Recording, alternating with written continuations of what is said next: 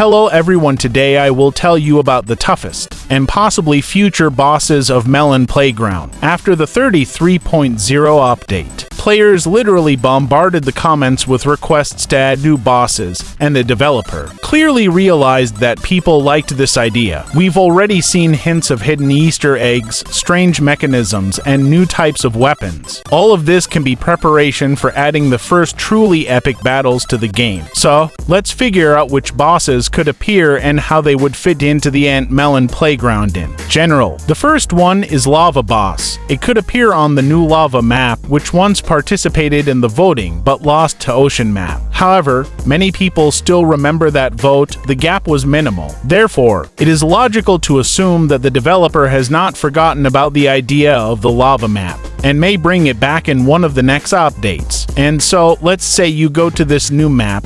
Everything is in red and black tones. The ground is cracked, lava is oozing out from under it, and somewhere in the center is a huge crater from which flashes of flame erupt from time to time. If you throw 3 NPCs or a weapon with fire damage there, the animation of the boss awakening begins. The lava boss comes out of the crater, completely consisting of red-hot metal and lava. It has 3 phases. The first is that he shoots flaming balls like mini explosions. The second one starts setting fire to the entire area around it, forcing the player to constantly move. And the third is that he destroys the map, creating lava flows. The only way to defeat him is with a water gun, because it's the only weapon in the game that can actually extinguish fire. And for winning, you could get a fiery NPC whose skin glows slightly and he is immune to fire. The second one is Ocean Boss. If the developer does at both maps, then the oceanic one will become the opposite of the lava one. The sea, the storm, the wreck chips, and the strange underwater rumble.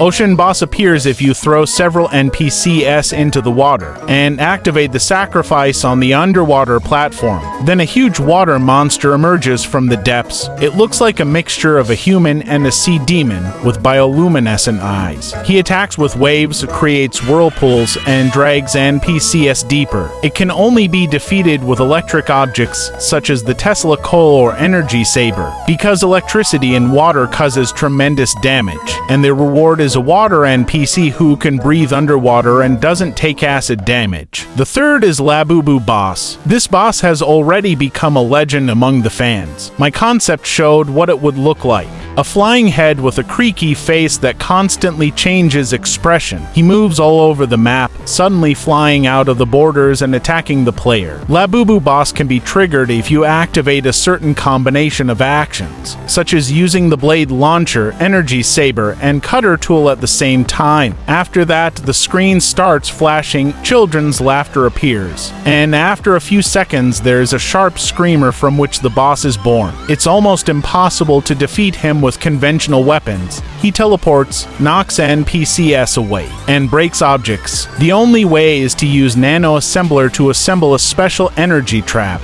that absorbs the boss energy, and their reward is a unique soul core item that allows you to create NPCs with modified physics. And finally, the fourth is Santa Claus Boss. His idea came after the Halloween update, when many people started writing that something festive needed to be added to the new year. Imagine a map covered in snow with ice pits instead of lava and lanterns decorated with garlands. And somewhere in the north of this map there is a huge bag of gifts. If you approach this bag with a gift box and a Christmas bell, a giant flying Santa's head with evil eyes appears from inside. He throws exploding gifts at the player which act like grenades, and then causes a snowstorm that slows down time. To defeat him, you need to use a fire weapon.